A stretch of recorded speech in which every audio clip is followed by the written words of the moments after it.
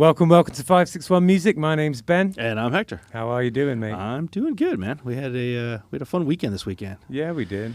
Meg O'Malley's. That place is always fun. It is. It's a cool gig, man. Our agent Mike, he found a gig for us up in Melbourne, and we're so grateful for that, because there's just certain places where we work as a band, you know, and it's generally Irish pubs, and this one is, you know, it's got just the right size stage for us, and everyone gets rowdy in there, and the staff all really like the band, which means a lot, you know. Yeah, well, I mean, it's a perfect gig for us, man. Like you said, the stage is good. There's a sound guy, there's a full PA and everything. We don't have to deal with all that stuff.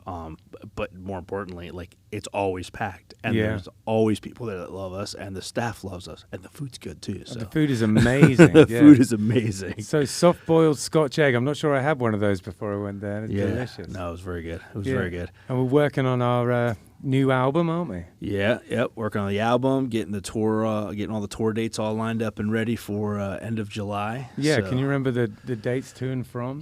Yeah, as of right now, we leave on the 21st. We're still looking for securing it. We have a couple of options, but we're still trying to secure something for the 21st. The 22nd, we're playing at the Hard Rock in Memphis on Beale Street. Yeah, that's going to be fun. That's going to be really fun. Yeah, absolutely. The 23rd, I have two venues right now that I'm working with, trying to secure one of those. The 24th is a Sunday. I'm not sure if we're going to find something for Sunday, but if not, I applied for a busking license, and we're just gonna busk in the park, man. Excellent. So that could be fun that Sunday. Well, a little known fact about me is I spent about 3 years making my primary living from busking. I as stupid as it sounds, I actually almost prefer to do that Sunday just to experience it. And Lord knows we'll probably make more money busking on Sunday than we will play it at any venue. So no, it's a lot of fun, actually. Yeah, and then that Monday, Tuesday, we will be recording. Yeah. We have Wednesday open as an option to record a third day if we need it. Yeah. And then Thursday, we're heading back. We're gonna go into, I think it's Pascagoula, Mississippi. Right. We're gonna play a venue there, an Irish place there. Of course, an Irish pub. Yeah.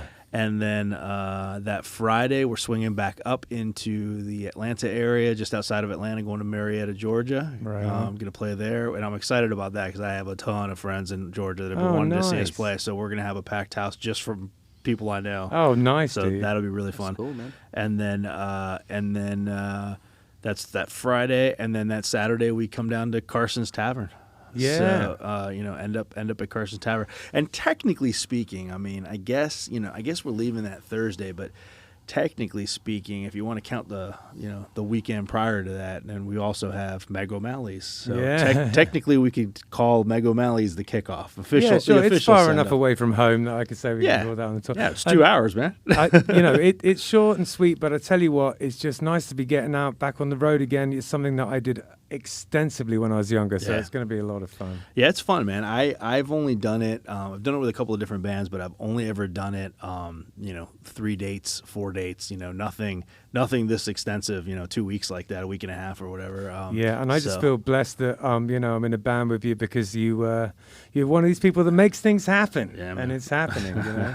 I definitely have a lot of good ideas, but sometimes not so much follow through. So it's nice to have someone around who has a bit of follow through. It's a curse, man. It's a curse. I have too much follow through sometimes, and then I find that I have too many things going on at the same time. But no, it's awesome though. Yeah. Well, we've got Tyler Cowan-Sanges with us today. How's it going, man? Yeah, I'm good, man. Yeah, thanks for having me. Big fan. Oh, brilliant! Awesome, man. Thanks. Yeah, man. I've been watching you guys for a little while now, especially after we kind of discussed about like going on the podcast. Like, yeah. I started binging you guys. Now I'm hooked. Oh, that's. See, I thought you were gonna say I've been watching you guys for 20 years. Yeah, 20 years. Oh, busted. Yeah. Oh yeah. Yeah, I'm the OG subscriber. Number one.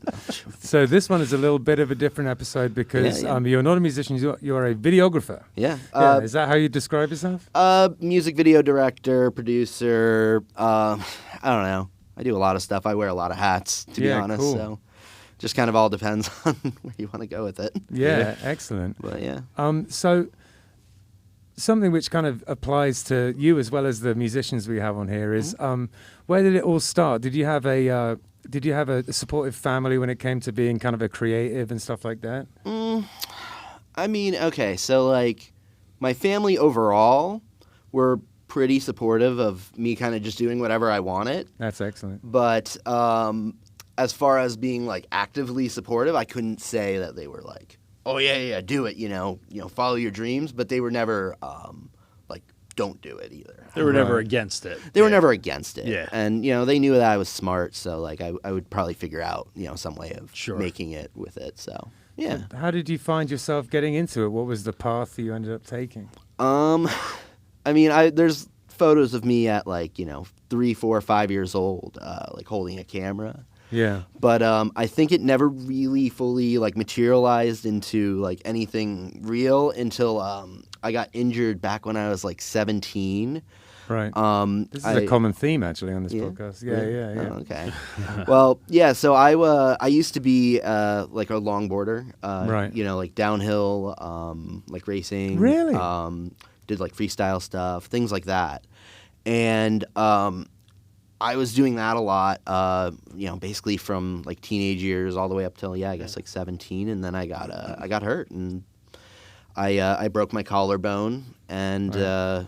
I was laid up for probably like 6-7 weeks. Yeah. And I kind of realized at that point that realistically, how far am I actually going to make it into being a professional skater? Right. I mean, it's a lot of injury involved in being a professional skater. I don't know if there's a professional skater out there who hasn't broken almost every bone in their body. Oh, yeah, of course. There you go. No, but also realistically, I had to think. Okay, I'm 17. I'm out of school. How am I actually going to be able to support myself doing this? Yeah. So I had to think of like, okay, what am I good at, or what do I like that I can support myself with, and it just ended up being video and photo. Right on. Yeah. Did you end up going to school for it? No. I all never self-taught entirely. YouTube University, Yeah. All those guys, YouTube University. It's good. Trust me. Absolutely. Yeah. So, do you have any? One of the things we ask the musicians, and it also applies to you, is in terms of style and. Is there anyone who's sort of influenced the way that you do it? Do you have any kind of like heroes? Okay, so I definitely have a lot of people who I kind of like look up to. So director Daps, right. If you know who that is. Colin Tilley, another really big one. Kind of both of them. They definitely are very impactful for me. Really, really love their stuff. And I think, especially Daps, right. A lot of my style kind of comes from like kind of how he does music videos. Right. Maybe not in like the scale of the production, but I think in terms of like look and how things kind of go, it ends up being kind of similar. Yeah, that's cool. And when you were getting into it, would you say that there was anyone that you were kind of, did you have any kind of role models or mentors, or did you kind of just make your own path with it? Like, in what way? It just people you knew, I guess. Oh, okay. So, growing up, from like, I guess we'll start from like 17 till like, whatever. I really didn't have any sort of formal mentor per se. Yeah. Just following people on YouTube mostly. First person that kind of comes to mind, or first like YouTube channel that comes to mind, is Film Riot. Right. Film Riot was a big one for me back in the day. And then, I don't know, I guess a little bit later on, Casey Neistat, if you know who he is.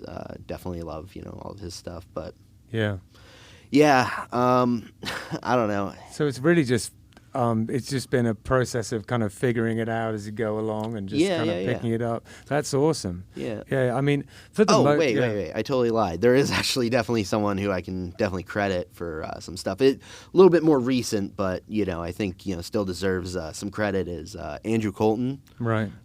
He's been a great friend of mine, and definitely started bringing me into some of, like, the bigger videos and really showed me, like, some of that stuff, and it was, it's incredible. That's excellent. Yeah.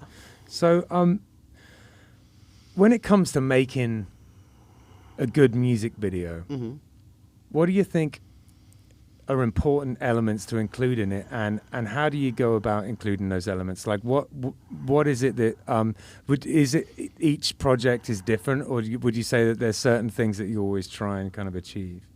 Well, yeah, every project is definitely very different, especially for me because I go between genres. Yeah. So, like, I'll do a hip-hop project, then I'll go on to do, like, a hardcore band, then I'll do a music video for a metal band, and then some acoustic person. It's all over the place. Some live stuff for No Name Ska Band. Yeah, just a little bit of stuff for No Name Ska Band. That was a lot of fun, by the way. That was great. We were all in that, we were over at 4010, weren't we? Oh, yeah. Getting sweaty and messy in there. That was such a fun time. Yeah. Totally. And I don't know if I've ever told you this, but I definitely have told Matt, but I am, like, such a huge fan of No Name. Oh, hell yeah, dude. Yeah, I don't know if I ever told you guys, but, like, hands down, like, one of my favorite, like, local acts. Oh, right on, by man. far. Right on. Like, we've got one more gig coming up in July, so you got to try and make it down to that, man. Oh, I'm so there. Yeah, that's sick. What is it, the 9th, right? Yeah, that's it. Yeah, exactly. Sorry if this wasn't announced yet. Well, it is now, I guess. I guess it is. Anyway, moving on. That's awesome. Do you have any musical preference? Is there anything you prefer to do than other things? Like prefer to like listen to or prefer to shoot? Both. Okay, so when it comes to shooting stuff, it's got to be like rock bands. Honestly, I love it. It's super cool. I feel like it's a little bit more dynamic than, let's just say, like a rapper. Yeah. Not to say that rappers, listen to me, rappers, trust me, I love you guys, love you. But, I feel like, just having those different people involved, the drummer and all that, it makes it look more dynamic. More angles and things like that. Yeah, and it just looks cool. It's just more going on, basically. Yeah, there's more going on. Yeah. Absolutely. In terms of music I listen to, man, I am so all over the place, I listen to, I literally listen to everything, including country, just a little bit, just tiny. Oh, yeah, I get it. A dash. Yeah. My whole thing with country is I don't like country about country. No. Like if it's like a song, and it's a country song, I'm all about it. If it's specifically about country, I'm like, all right. Ben's favorite country song is Wagon Wheel. Hands down, his favorite song. Mine is Truck Yeah. Mostly just because it's really funny. I don't know if you guys have ever watched, John Oliver? Yeah, absolutely. Yeah. The reference from him, I love it. Yeah. And then I watch it, I'm like, oh man, this song actually kind of slaps. Damn it. That's funny. So yes, when it comes to videos, you prefer the rock bands, and I guess it's just because you can get all those different angles, and there's a lot of stuff moving and stuff like that. And I guess okay, so like I've done a lot of rappers, right? And a lot of like I don't know, it's just like it gets boring. And right. Rock bands, I feel like, I see less music videos for like rock bands and stuff these days. I see stuff all the time for rappers. Rappers, sure, yeah. They just release stuff 24/7. Yeah. And it feels less special. Right. Yeah, I see what you mean. Yeah. So when I have an opportunity to work with a band, like it feels cool. It feels different. Yeah, totally, man. Yeah. I always enjoy doing them too. I haven't been involved in a million music videos over the years, but it's always exciting. It feels like a special event. Oh yeah, It's great, man. Yeah, we did some stuff with Sonic Boom 6 back in the day, and I'd always got a kick out of it. It's good. I don't know, because you get to get dressed up, and it's all about. So how many of them have you done where there's kind of like a narrative, like a plot? Okay, so I really don't generally like doing music videos that are narrative. Yeah. I've done them, and Yeah. I'll probably continue to do them until I retire. Sure. But I like kind of videos with that are more concept based. Yeah. Just I don't know, just what I prefer to do. But definitely, I've done them. I'm trying to think of the last one I did. It was a while ago. But Right. Yeah. yeah, most of the videos I end up doing are mostly concept based. There's really little. Oh, actually, I do have a video that's coming up that has a narrative and a storyline, but I'm gonna save that for another time. That's cool. Yeah. Because I remember. I mean, one of the sort of ways through a music video that we did with Sonic Boom 6 was, it's kind of the standard rock band one where you're sort of on the way to a thing, then you get to the place, and then it ends with the gig. Yeah. You know what I mean? That's a pretty act classic. one, act 1, act 2, act 3. Yeah. So Yeah. Exactly. Perfect. Yeah. That's how it works. That's how we've done it with the boom back in the day. Yeah. Those were good times, man. Mm-hmm. Yeah, and so this is an interesting one. What mistakes have you seen people make in music videos? What are common things where you're like, oh, why did they do it like that? Is there anything that just kind of like really kind of turns you off and you think is ineffective? Would you really call them mistakes, though? I mean, if it's a creative thing, it's never really a there's mistake. It's a not style really any preference or a choice. Mistakes per se. That's true. I mean, I've definitely made mistakes on video. I guess what I mean is there an approach that you consider to be less effective than No, not at all. It's just like open wide. Yeah, honestly, whatever gets, what you want across the most effective way, or that you feel is the most effective way, is the best way to do it. Right on. There's definitely a lot of people who are definitely like much more like, I didn't like the lighting in this shot, and they should have used this camera or this and that. I was just like, whatever, man. Yeah. See, and I get that from I mentioned earlier I'm an artist, and I get that a lot from just in general, artists in general. You're working on something and somebody's like, oh, you should have used this color palette, or you should have done this with the lighting choices, or whatever, whatever your point for the lighting and stuff, Yeah. But why? It's creativity. It's art. Yeah. It's my choice. It's what I want to do with it. So I kind Yeah. of feel the video is the same way. It's however you want to make it. Yeah, and I also do come in kind of with like a rather pragmatic approach to doing videos as well. Right. Where like there's so many artists that want to just do like so much crazy stuff, and they have a low budget. Yeah. And I hate to be this guy, but I will be this person for certain artists where I got to bring them back down to earth and be like, look, you're only paying me for this much time, this much. This is what we can realistically get done. Yeah. And sometimes in that period of time or that session, like we can't do everything perfectly. And that's just how it is. No, absolutely. Sorry, man. We don't have a budget for a unicorn in our next video. Sorry, man. Well, this is actually something that We'll pull some strings, maybe. Hector talks I know about why. a lot, and it's a sort of across the board in the arts is the sort of idea that you should be this mistaken idea that you should be lucky that you get to do it. You know? Yeah. And that's pretty pervasive. Doesn't work that way. No, Not in my world.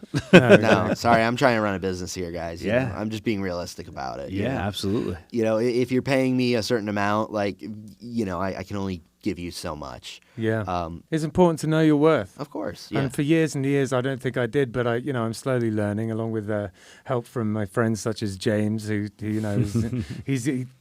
says that to me a lot. It's like, you're fine. Just, set your price, know your worth, and they will come. Yeah, of they course. will, I'll be the first one to admit I'm not particularly cheap. Yeah. But at the same time, I feel like I provide that value. So, Yeah. There's always that project, there's always that project that comes along, at least for me, an art project that comes along where, perfect example is there's one I'm working on right now where I flexed a little bit on my price. Yeah.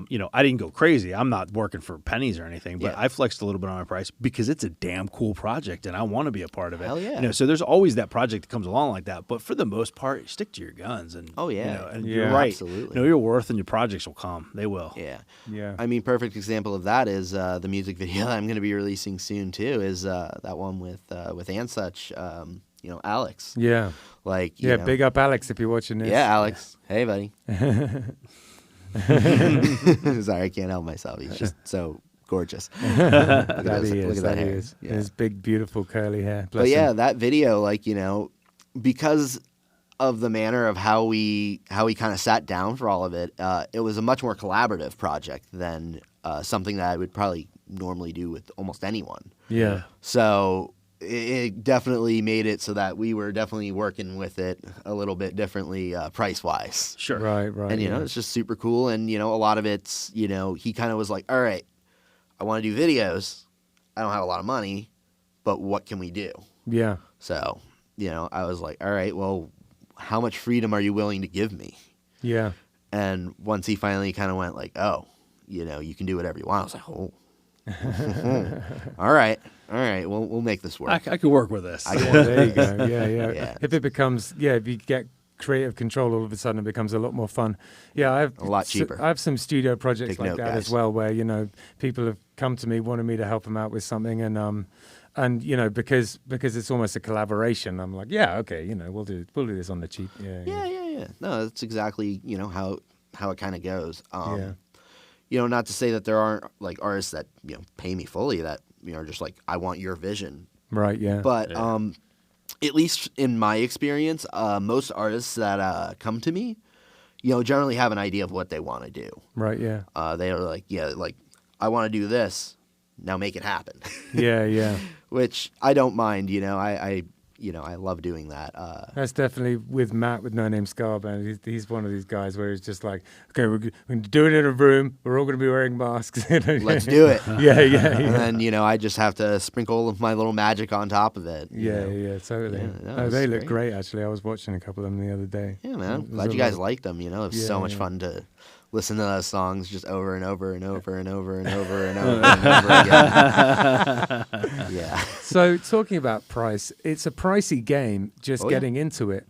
And for someone who is kind of an aspiring, music video producer or any kind of video producer, what would you think is like how would you think they would go about it? Like how do you get your first kind of foot on the ladder? Like what do you think's a way into getting the gear? You just got to kind of suck it up and spend a lot of money. Well, I mean, it depends on what you want to do. Okay, so if you want to get into doing like commercial work, you're gonna have to pay. You're gonna have to pay up. You're gonna have to get good gear.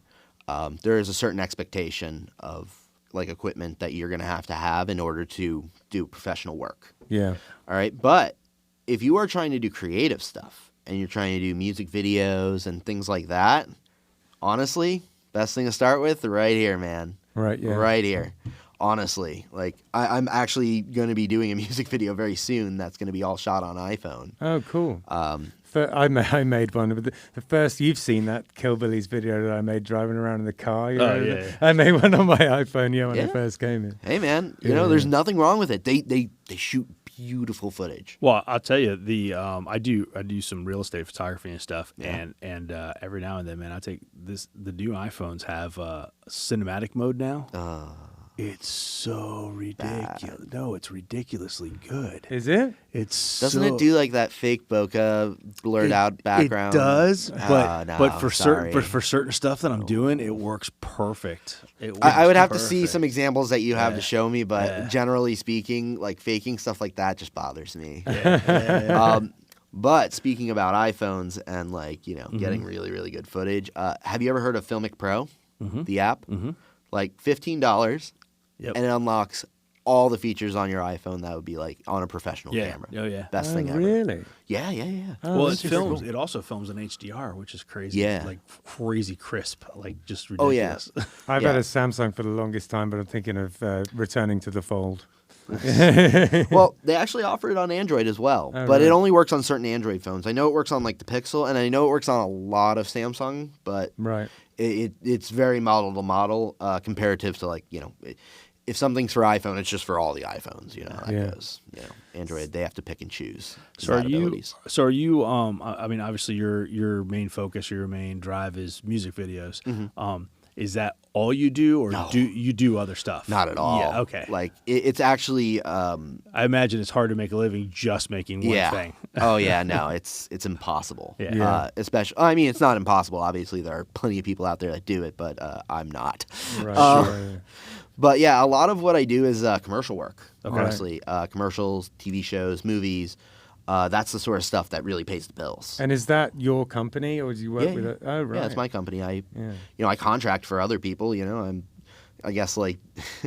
What is it? Like people that are like band whores and stuff. Like that's like a thing. So like drummers. You're a and media things. whore. Yeah, I'm just a media whore, man. It's the same thing. It's fine. Yeah. Right, It's nothing to be ashamed of. No, exactly. What kind of commercials do you find yourself doing? I'm just curious. Most of the commercials I end up doing are for generally they're like medium-sized businesses. Gotcha. So I did one for this company called Gravy a little while ago. I did a bunch of stuff for another company called NutriSense, and Are you coming up with the concepts for those? no, not at all. Not at all. Right, gotcha. No, they have ad agencies and stuff. Yeah, it's stuff like that. And then I've done some stuff with humongous companies as well. But like, yeah, I don't know. That's usually the stuff that kind of pays the bills. Gotcha. Overall. And it's showing up in like shooting footage and editing footage, but editing it together. Yeah, exactly. So that's kind of like the big. That's honestly the biggest like pillar of my work is generally commercial, at least in terms of pay. Yeah. Okay. I've done stuff with National Geographic, Lego. Cool. Who else have I done work with? I've done work with a Nike commercial. Just a lot of different people. Yeah, neat. I produced a project about 6 months ago with Instagram. All right. That was a super cool project and Awesome. incredibly well paying. Thanks, guys. That's great. So, when it comes to music videos and the concept behind the music videos, do you ever like storyboard it out, like, or is it all just up here? Absolutely not. I hate storyboarding. Right. To be completely honest, it is so time consuming that like on the majority of projects that I have the budget that that come about, like I don't have the budget to spend the time to do it. Gotcha. I'll make like a rough outline. Yeah. Okay. That's fine. Yeah. But like when I think about storyboarding, okay, I think about 3 panels, 5 lines. Right. Yeah. On each, and then put it up on the board. You draw stuff out and you do it scene by scene. Yeah. And that's not how I like to do videos at all. Sure. Like it's way too. So it's more just like you write a list out of things that have got to happen. Yeah. So like I like to just I like to come in real loose a lot of the times for music videos. We have certain things that we have to get. Okay. And that's like whatever. And what are those things usually? Okay. So for example, with like with a rock band. For a rock band, so first thing you need to do if you're going to do any performance whatsoever with the band, that's like half the day right there. Sure, yeah. You got to write that off right away, because you got to get full band. You got to get like a wide, medium, and then like a tight shot. Yeah. So you start off with the wide, and that wide's going to be the whole band. Okay. Yeah. Maybe you'll do it on my tripod, maybe a slider, something like that. Maybe on a gimbal. I don't know. Yeah. Whatever fancies you that day. And then you want to go handheld, okay, and just like go in with like a little shoulder rig, again maybe a gimbal, whatever you want really, and then just start picking off little shots of like the band, still a little bit out, and then afterwards you can go in and get all those tight shots. So that's like getting the fretboards, little bits of the drum, whatever it is. Yeah. And that's like your little bits of B-roll that you get to sprinkle into the video throughout. I love those crazy shots that you get sometimes of the fretboard where you can see the strings vibrating. Yeah. You know what I mean? That's so dope. How do they do that? What is it? Is that just like slowed down, or is it just that's how it comes out? It depends. So that's actually that's related to shutter speed. How nerdy do you want me to get with this? We can get nerdy with shutter speed. Okay. So depending on the frequency of that string, I don't actually. So this is the part that I don't know, because I don't know instruments at all. I'm terrible with instruments. Yeah. But when it comes to like whatever that frequency is, that it just goes. Blah, blah, blah, blah. Yeah. That's the technical term is. Blah, blah, blah, blah. Yeah. Depending on that frequency, if you're like at a certain shutter speed, it'll just show it, or sometimes it'll just stay in a certain spot. Like if you ever see those weird videos with what do they call it? Like water, where they like put it up against like a base. Oh yeah. And they vibrate it. And then it just looks like it's oh Jesus. And it just looks like it's just like staying still and like this really wavy thing. Like that's due to the shutter speed. Okay. Yeah. Oh, interesting. All right. Yeah, cool. Yeah, I always thought that was cool. I was wanting to make a video. They do those great ones with like when it's just like an acoustic guitar person playing, and they get real close and you can see the strings all moving at different speeds. Yeah. Oh yeah, so dope. It's gorgeous. Yeah, it happens with film and video all the time with all sorts of stuff. Though, man, with stuff like that, it happens with anytime they're trying to film like a TV screen or anything, especially the old CRT TV Oh yeah, screens you get and the stuff. scan line. You get the scan line. Because it just slows it down. Or yeah. speeds it up. One of the two. Usually if you're at least in the U.S., it's if you're under or over 50. Yeah. Yeah, or like a 60th of a second on your shutter speed, you'll see that scan line. Right. But if you're below that, it doesn't show up. Doesn't show up. Or in the UK or any like PAL region, it would be 50th. Right. Yeah. Interesting. So, is there anyone could you just tell us a little bit about some of the different music videos you've made in the area of just some local people? I'm curious. Well, I mean, I've done a couple of things for the No Name Ska Band. That you have. Yeah, That just a you little have. bit. Who are I those do- guys? I don't know. They wear masks. No one knows. Yeah. I No don't one know. knows. Yeah, They don't have a name. Yeah, no name. I've done both of your videos, I think, actually. Yeah. Yeah, because I did the editing on the other one, right? That's right. Yeah. I've done some stuff for another local artist. His name's Mike SB. Yeah. Super, super cool dude. Love him to death. Coolest motherfucker ever. Oh, cool. What kind of thing is it? He does, it's like a very chill rap thing. And Okay, nice. It's just really cool. I just love him to death. What way did you go with the video for him? So we did 2 videos. The one video that we did with him, I did it when I just got like a brand new camera and I just wanted to play. Yeah. So he lives in Lauderdale by the sea. Right. So just instantly you have just beautiful places to shoot right off rip. So what I did was I just went over to his house and we ended up shooting like right on the beach. And Oh, it sick. fits the vibe for what his music is. And, if you Yeah. meet the man, he's just such a beautiful soul. And, that music just really matches his vibe. Excellent. Yeah. Yeah, cool. You got anyone else you can think of off the top of your head? Cameron Airborne. Right. I don't know if you guys know who he is. I've heard of him, but I don't know. Yeah, he's a rap artist. He's been around for quite a while. Yeah. Does a lot of stuff with some bigger artists. I did a project for him with Katski back in, actually, I think it was back in September. Yeah. Was it September, October? Somewhere around that. Last year. I did it last year. Is there a kind of... is there with the rap videos? Do you find yourself falling into a formula? Is there Yes. like a way? What is it? He answered that really Yeah. quickly. Yes. So, with rappers, especially like the ones I've worked with, I don't know. I just tend to kind of do the music video kind of in a certain way where I'll end up doing just a bunch of handheld work, do that for like 3-4 takes, do a couple static shots, and maybe I'll do some gimbal stuff. If there's a storyline involved, cool. If not, whatever. But honestly, that's kind of how most of my shoots go with like rappers. Expensive Gotcha. cars, big houses. Expensive car, big house, big booty bitches, the whole thing. Actually, you know what? Funny enough, I have done very few videos where it was like the Like the really gross ones? yeah. Yeah. You don't have like dudes throwing money at bitches and stuff like that. I don't. Yeah, I actually yeah. I've been very lucky. I've only had a couple of those videos in my career. Right, yeah. Yeah, a couple, and they were early on, and I can thankfully- imagine it's kind of like amusing / gross to be a part of. Yeah, it can be fun. It can be fun. Don't get me Yeah. wrong, but at the same time, I want a video where people throw money at us. Man. I mean, we can make that only if happen. You got your boot. Only if I'm twerking, right? Dude, we can, I got some availability in June, man. Just saying. So when I was around your house one time, a long time ago, you had like a whole Twitch set up. Is that something that you still do? No, I haven't done that in years. That was Right. back when I was doing this like whole esports thing with a buddy of Right. mine. And Oh, it was a sports thing? esports. Oh, esports. Gotcha. So I don't know if you've ever heard of like League of Legends. Oh, and, yeah, okay. Dota.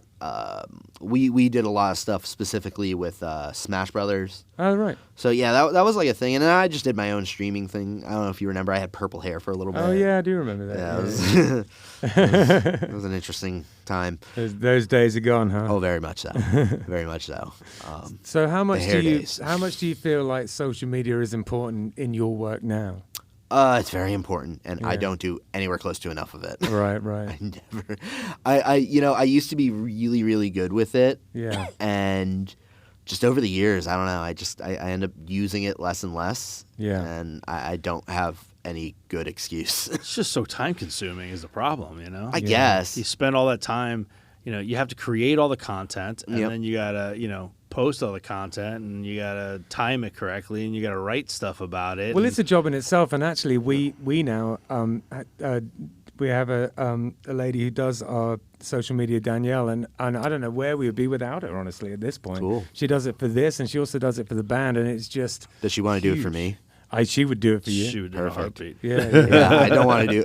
Like, I'm literally at the point where like I'm starting to look at like getting agents because I just don't want to like look for work anymore. right. I'm just tired of it. Yeah, it can get exhausting. exhausting. Well, that's the big thing about being self-employed. And, you know, my dad said to me, you know, when I was kind of trying to find my feet out here, you know, he was always like, you got to be looking a long way ahead because it's easy to get the first job. Yep. But, you know, then what about the second and third? Because while you're working on the first job, you're like, I'm working. But then all of a sudden, poof, that's over and there's nothing else. You know what I Happens to mean? me all the- months and months and months. Yeah, and it months. happens Yeah. to me all the time with the art stuff. You Oh, know, yeah, it's Same here. I keep saying it's feast or famine, and it's because 100%. it's because when I'm working, I'm not looking, and then all of a sudden there's a dry spell, so I go frantically looking. Yeah.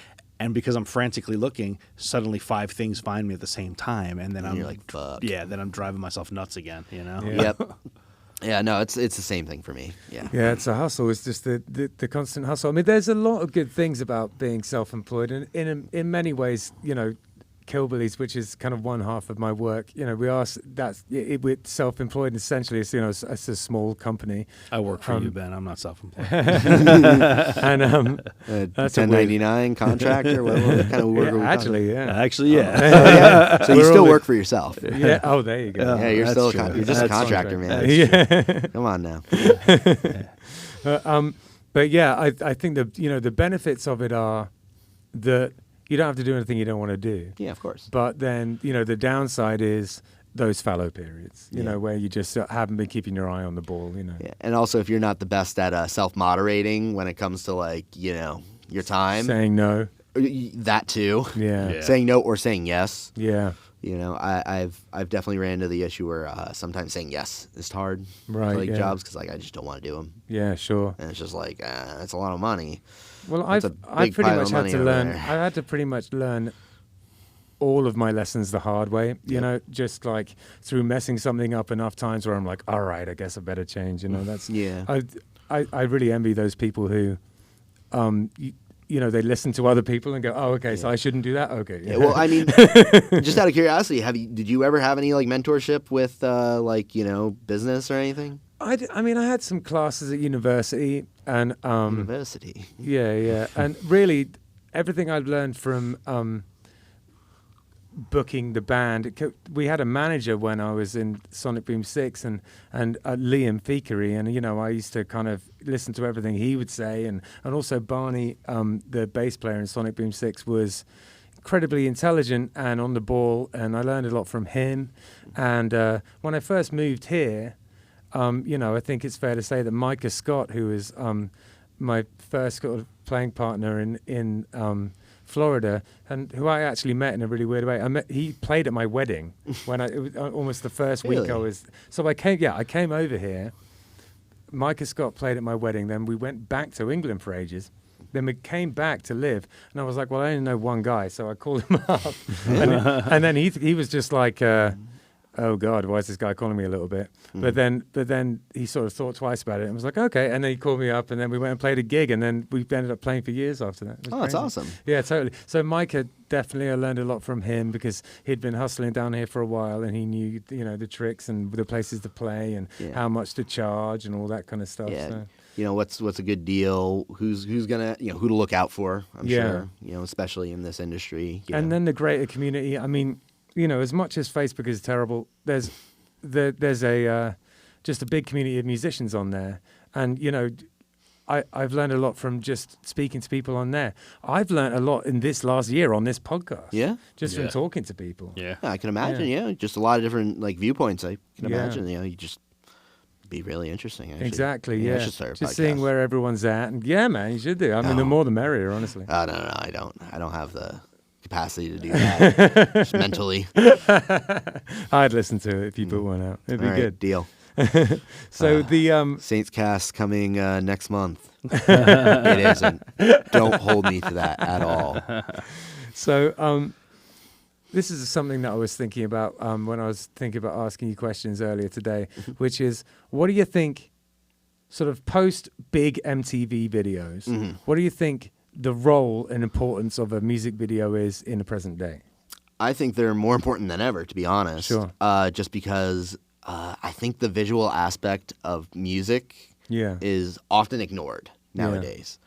And with just how popular social media is, like, I don't know, like, if I saw a little WAV file, okay, just like on Facebook, which I don't think they do that right now, right? You can't just see like a WAV file. Right. If you see that, you're never going to click on it. Right. You know, but you see official music video or you see music video. Yeah. You're like, you know, I've never heard this song. You know, maybe you like that band. You know, look at music video. It's a nice visual to go with it. And right, and I think, you know, I asked you it, and I have some opinions about it myself.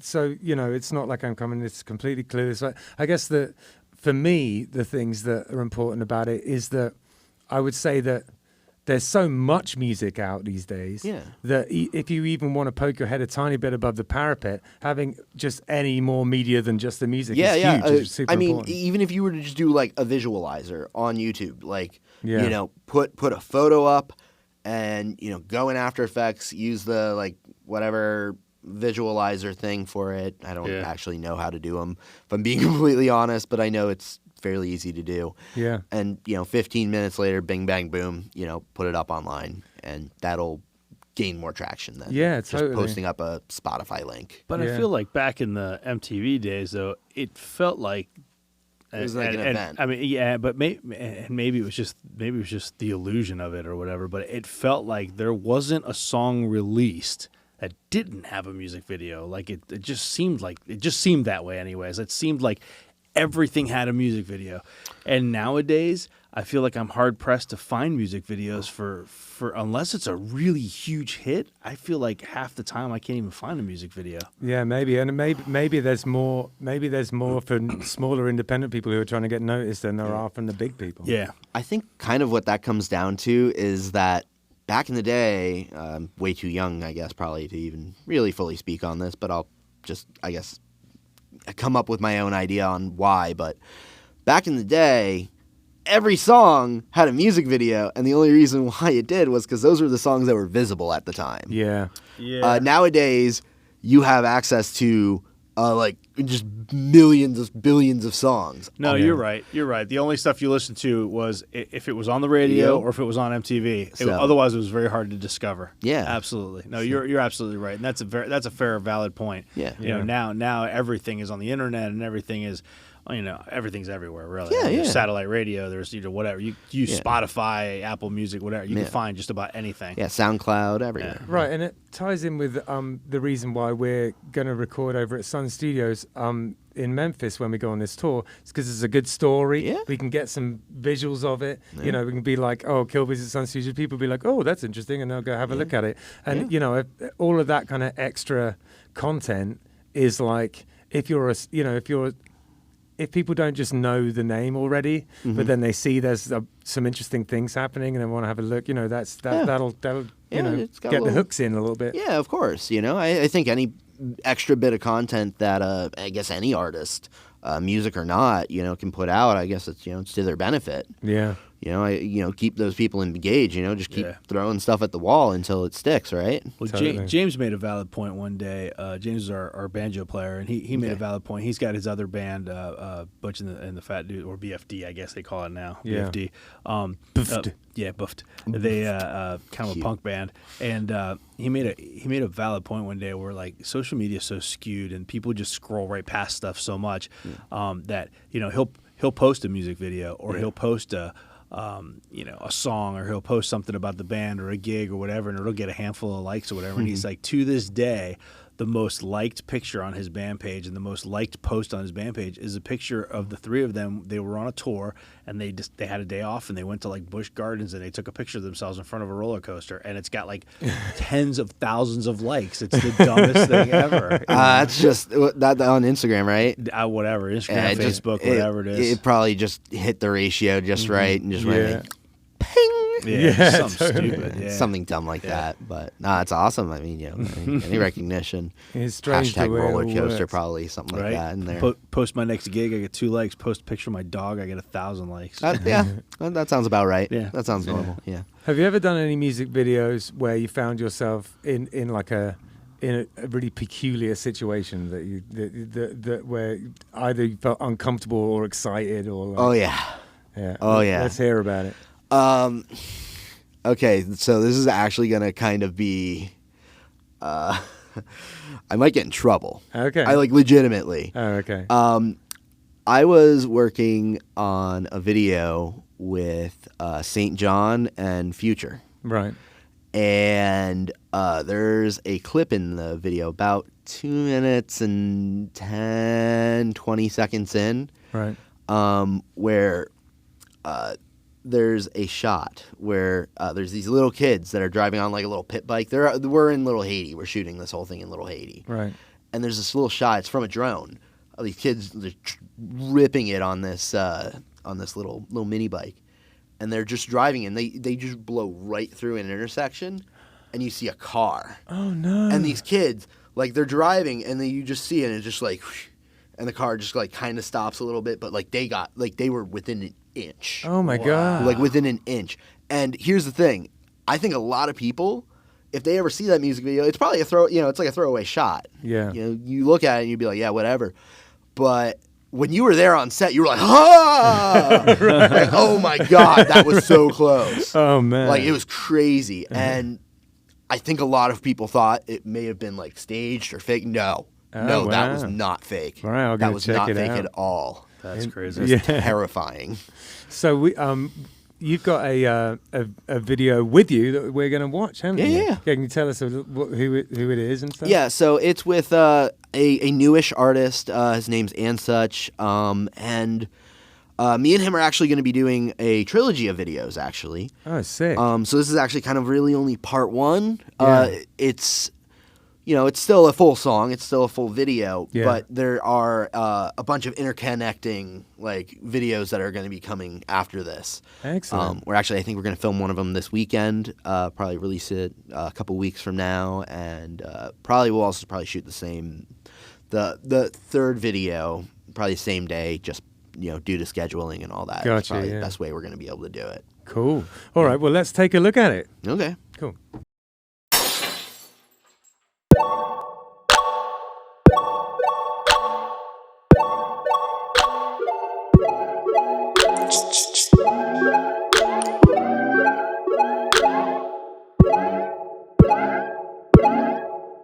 Got an itchy mouth and a dirty ass.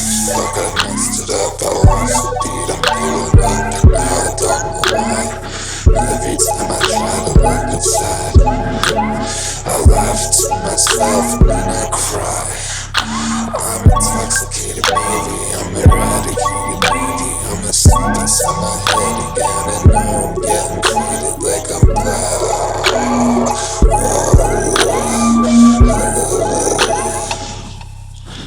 Can't body rock when I've been half dead. Don't know I'm a zombie.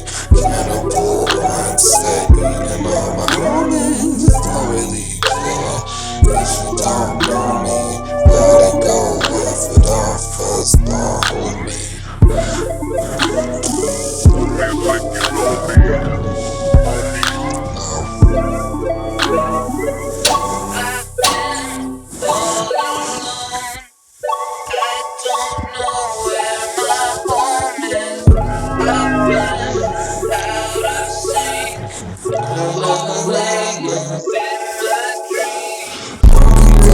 Outside manner, no collective statement, no hesitation. I'm so lost inside this, I'm so lost inside this, lost inside this, I'm so I don't know what I'm so running, I don't really know why, but record on repeat. Can't feel the floor when I'm running with my feet. 561 Music is brought to you by Handlebars Bar and Grill. It's a cool biker bar in Tequesta. And if you don't know where Tequesta is and you live around here, it's just a little town that's just north of Jupiter. So if you're heading north on US 1, you driving up north, you'll find it on your right there. It's a little yellow building, and it's been there for a really long time. It used to be called Judy's. It was run by this couple, Victor and Judy. Victor has sadly passed on, R.I.P. Victor. But my father-in-law took it over, and he's revamped it, and he's got great beer in there, and he's got great food. Burnsy does the food, and it's a lot of fun. You should come check it out. We do a bike night every second Thursday of the month, and there is a jam on every fourth Sunday of the month. I run the jam.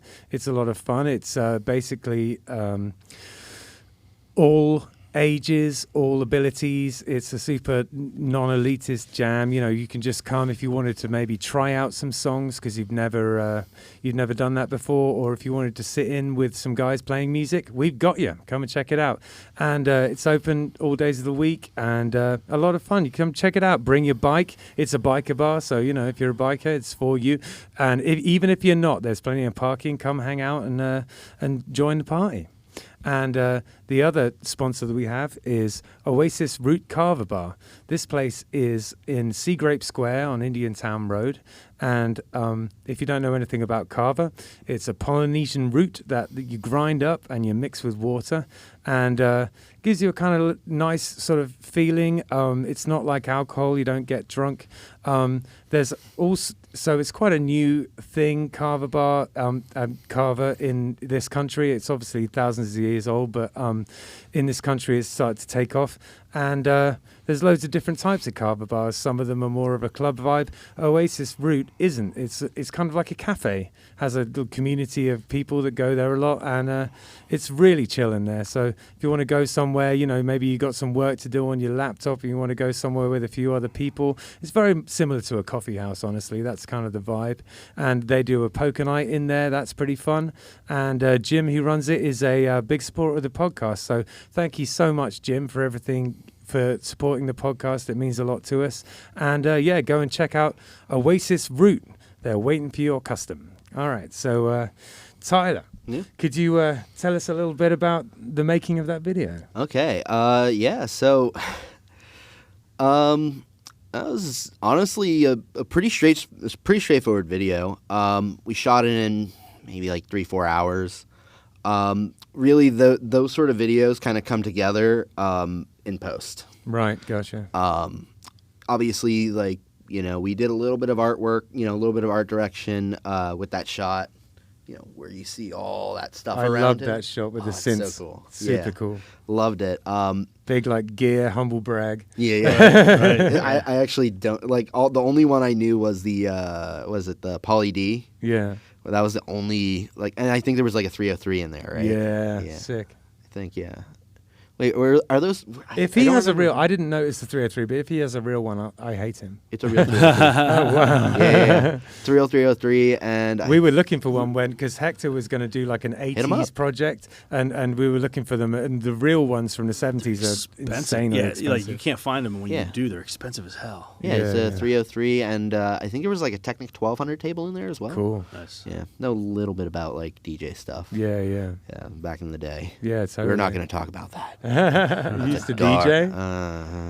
Okay, yeah. Okay, There's a little bit of a past to that, doing a little bit of music producing as well. Oh, right. Just a little bit. Okay. Well, then you're in the right place. That's cool. Little, you know, teenage bullcrap, you know. Okay. Yeah, I did quite a bit of DJing when I was, you know, from between the ages of like 19 to 22, because it was just what I was all about. That whole, because drum and bass was a big thing when I was young. Oh, in the UK, right? Yeah, Oh, yeah. I was in Manchester, which was really the second city of drum and bass. Yeah, no, drum and bass got huge around here back when I was like, you know, like 18, 19 as well. Yeah.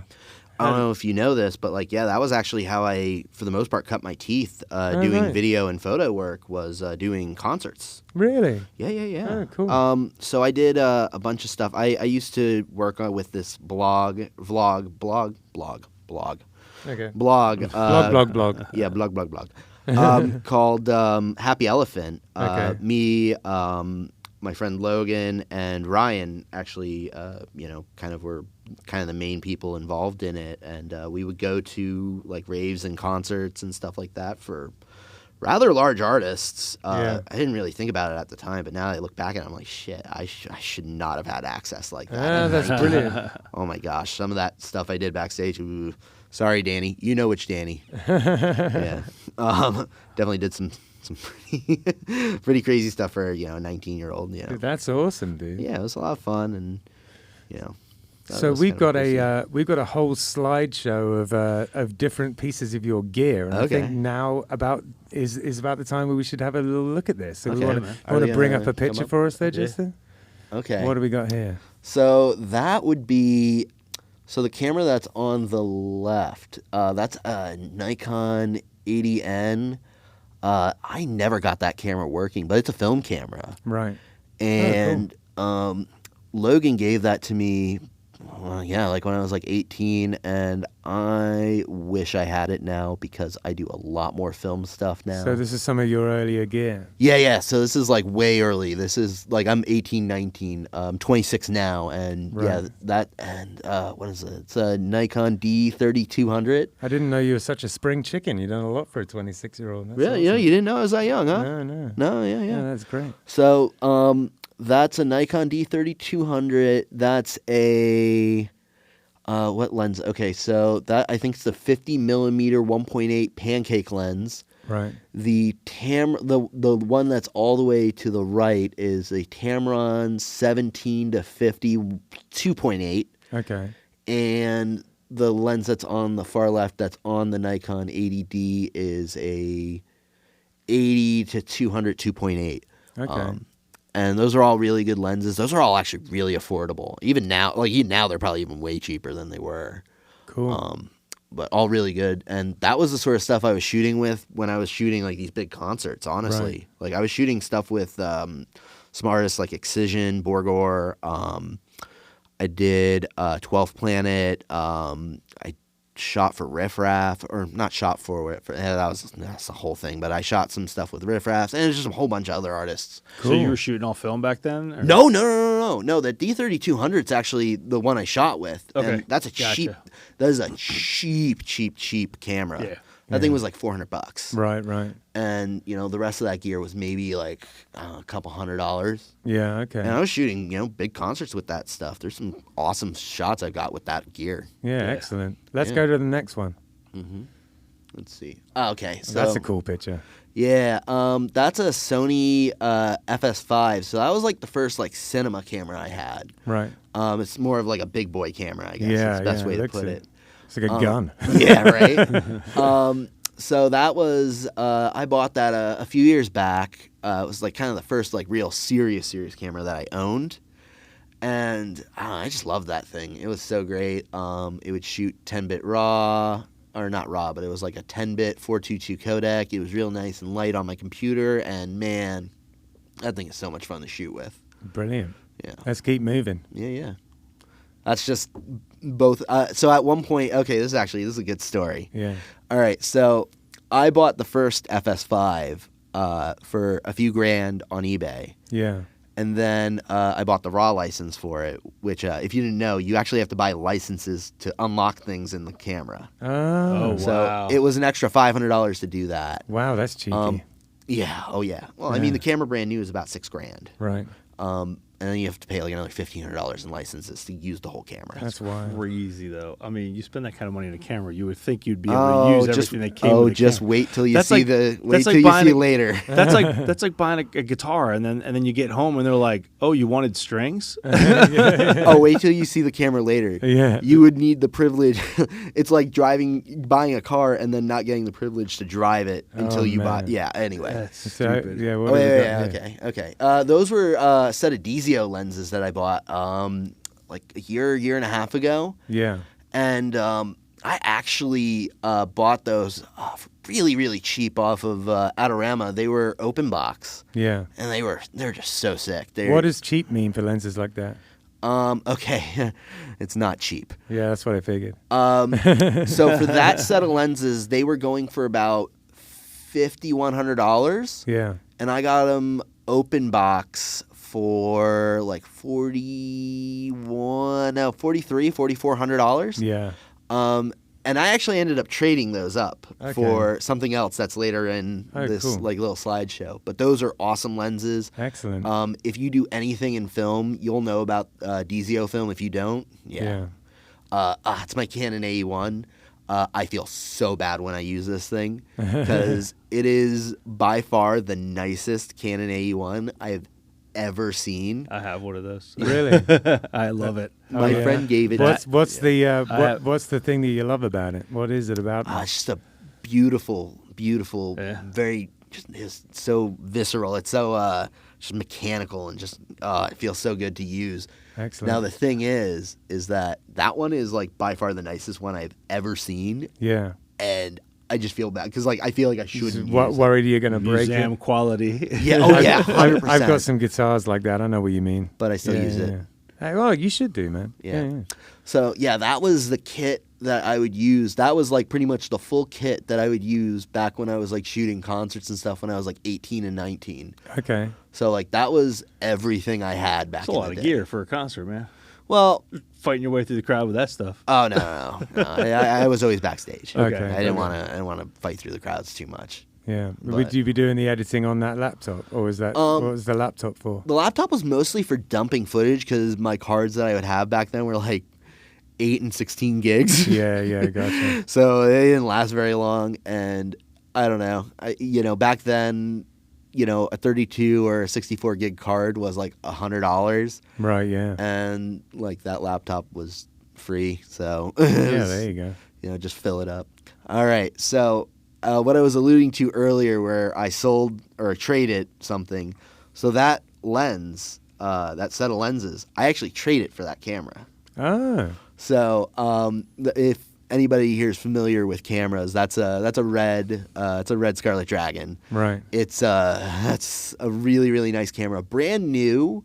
That camera, kitted out how it was probably about $24,000. Was that the one you were using when we? Oh, yeah. Yeah, I thought so. Yeah, it was about $24,000 brand That's new. 24 grand. Good Yeah, lord. a little bit more depending on, exactly what options you had. I got a lot of cards with that. That thing was probably, that kit specifically that I had was probably like $25,000. Is it just because it's like professional grade and so there's this kind of paywall because Yes. Right. I'm gonna just say it. Yes. Yeah. 100%. Well, listen, the red cameras are like the Lamborghini of Yeah. Yeah, I remember They you were just talking are. about it when we were doing the They're thing. sick. They're sick Yeah. as hell. Yeah. I love that camera, but I actually got rid of it. Oh, really? Yeah. Okay. It's I traded it for a Lamborghini. As I well. traded it for a Lamborghini. Ironically enough. No, I got rid of it because it's about, that camera is about 12 pounds. It is old. Right. It shoots an amazing image. Don't get me wrong. Do Yeah. not get me wrong. But it is a lot of work to get it to give you a good image. And I just don't want to shoot like that anymore. Sure. As you see with that last video, I shot that on, Blackmagic Pocket 4K, Yeah. and it doesn't look like it. But Yeah. also, I'm not going for that clean, prim, and proper look right now. When it comes to music videos, especially, Right. it's just not what I want to do anymore. But yeah, that's a Gotcha. gorgeous, gorgeous camera. Oh, there's me shooting for Instagram. Yeah, that's what you had that thing know on why when that we was in did there. when we did our video. That thing's cool. Oh yeah, that the Easy Rig. So yeah. that thing is the best investment I've ever made. It saves my back so much Right. because again, that camera was heavy. Yeah. Like that thing, it's like, depending on how you rigged it out, it's like 10, 12 pounds. Yeah. And if you're holding 10, 12 pounds out like this in your arms, man, it's harsh. It's a workout, man. Yeah, So it's a who's- workout. I who's gained this some guy- serious who's this muscles guy with that in camera. front of you there. I have no clue. Okay, so to give a little bit more context about that Instagram job, I was Yeah. doing it with, I can't remember if it was the Latin Music Awards or the Latin Grammys. Okay. But Instagram set up this this activation, and they basically hired me to shoot all these artists, these really, really famous Latin artists, and basically they were getting ice cream. And Right. we were just shooting these little vignettes for each of them. Yeah. And there was I think about 40 or 50 artists, Yeah. and they wanted this stuff same day, Right. shot, edit, sent to them Oh wow. same day. Damn. And it was a lot of work, but man, it was cool. Yeah, It was super absolutely. cool. And you get an opportunity to work with Instagram. Are you gonna say no? For real, Come man, on. for real. Okay, so that is my first camera. Okay. I figured I'd just show this because I don't know, I actually still have it. Humble beginnings. Yeah. Humble beginnings. It was. I think I bought it for I got it off of eBay for $150. Yeah, man. And man, I shot with that thing for so long. I loved it. It was a fun little camera. I didn't really back in the day. I didn't even have to think about settings. It was Right. great. I would just and shoot, man. It Sure, was so yeah, great. yeah. Just open up the camera and just shoot. It was so fun. Yeah, excellent. And That's- there you are, Yeah, there I am. looking good with your snake. Yeah. All right. So listen, thank you so much for coming on the show. Yeah, it's been a it was a pleasure. pleasure, man. What we usually do at the end of the show is we have a little bit of a kind of like a plugs thing. Is there anything you got coming up that you want to talk about or anything like that? I mean, just Suicide Saints kind of in general, that project that I'm working on. So kind of put it lightly, my music videos and my commercial work were kind of smashed together as one thing. And it sort of didn't really make sense anymore. Yeah. So instead of, making it just be this just giant soup of disgustingness, I decided to separate out Beardman Media, which is my commercial brand, Yeah. with my my music video creative stuff, which is now under the name Suicide Saints. Okay. And it's a way to just separate them. And Suicide Saints, cool name. thank you, man. I actually got to thank Cameron Airborne for that. Oh, there you go. He actually was the one. I had a different name in mind, and then he was like, "Well, what about this?" And I was like, "That's a good idea. Yeah, man. Really good idea."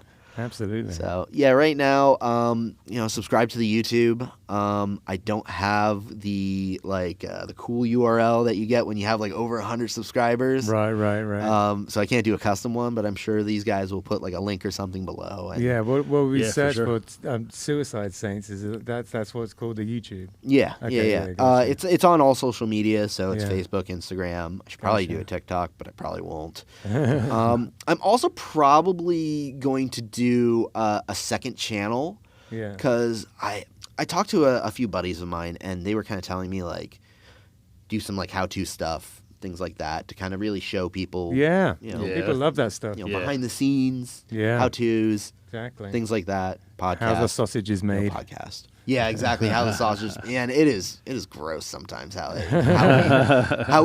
we make a video. Sometimes it is literally how you make the sausage. Right? But yeah, no, that would be the main ones I would talk about. Great, Cool, man. Yeah. So we've got the Square Grouper on Saturday from 3 to 6. James and I play there every other Saturday, so that's what we're doing. Yep. And then in the evening, we're playing Paddy Max. Paddy Max. Paddy Max. Right? Paddy Max from 9 to midnight. Paddy Max in Palm Beach Gardens is another one of our favorite gigs. It's kind of our spiritual home. We've been playing there for years, and if you want to come and see Killbillies play somewhere where we feel very at home, you should come and see us play at Paddy Max. It's one of my favorite places, and now that I've moved to the area, it's 5 minutes from my house. Oh, there you go. Perfect. If So- you ever have a I need a pint of Guinness crisis, you're safe. Right, absolutely. Yeah. I could. I'm not gonna say I could walk home, but I could certainly try.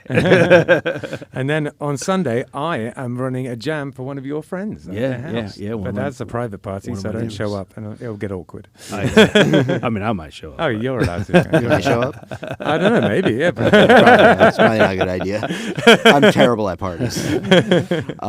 So nice one, dude. Yeah, thank you, man. Thanks for coming on. It's Yeah. been a pleasure, Yeah, it's and a lot of fun. we've been talking about it for a while, and I'm glad we could make it happen. Yeah, absolutely, man. Yeah, this Yeah. was a lot of fun. I honestly, I was telling you on the break, I'm much more used to being behind the camera. Yeah. So That's being in fun. front of it's a whole nother experience for me. all good, man. I hear But you, yeah, man. it's You did a lot of awesome, fun. man. Thank you so much, man. As always, everyone, thank you very much for tuning in. Like, subscribe, Like and subscribe, y'all. and like and subscribe, and send us money. Lots and lots of money. All the money. Thanks a lot. Thanks, See you guys. later. Have a good one, guys. Check your fantasy, it's what we're doing. Come and check it out.